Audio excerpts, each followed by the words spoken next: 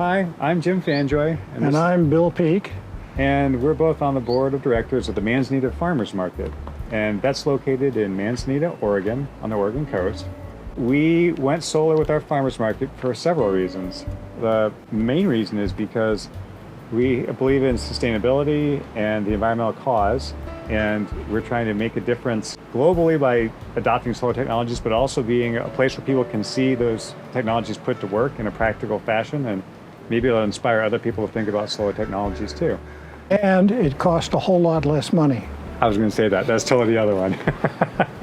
Yeah, it costs a lot less money. In this case, not just because of not having to pay an electrician bill for the electricity, but also in our location, it was going to be cost prohibitive to install the infrastructure to put the electricity in. So Right. We got out of paying the ongoing cost, but also the installation cost of all the overhead service and all that sort of stuff from the start. There's some sort of long-term hidden costs to not using solar also, because you might pay less per kilowatt hour to get electricity from coal or nuclear sources, but then there's long-term environmental implications in that. And right now, that cost that you pay for your kilowatt hour of coal-powered electricity doesn't include the societal cost of paying for environmental cleanups and regulation and things like that. So it's not even really a fair ball field to compare solar cost per kilowatt hour to all these other subsidized systems that damage the environment. It's got 400 watt panels, so this is a 0.4 kilowatt array. Our battery bank is about 1,000 watt inverter. This is mostly for powering the bandstand and some lighting during the very end of the season, but we have a couple people that use it that have little refrigerators, and they have a starting load. So we had to upgrade our inverter to handle the initial starting load for the refrigeration systems. And this inverter has transformers in it, which store enough energy to handle that peak startup current for refrigerators and other kinds of motors. We have an emergency volunteer corps in this area that has an emergency radio network for if there's a natural disaster like a tsunami, because since we're on the coast, tsunami danger is something that people are always thinking about, and it's a present danger.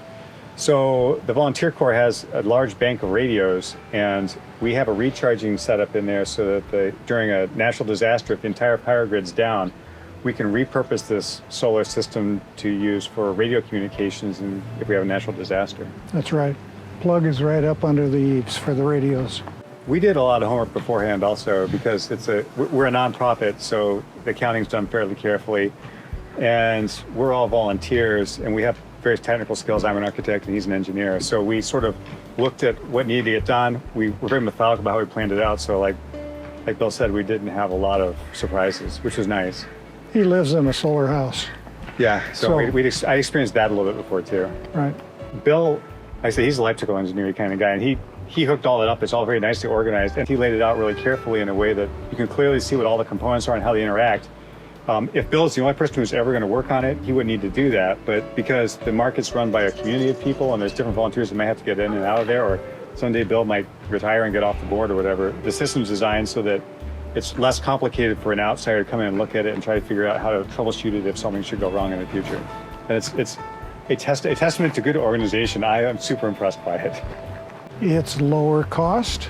It really is not as expensive as it looks like it might be. Our particular case, where we have a market once a week which needs power, the solar array has a week to charge up the batteries. We can power a surprising amount of energy for the market once a week.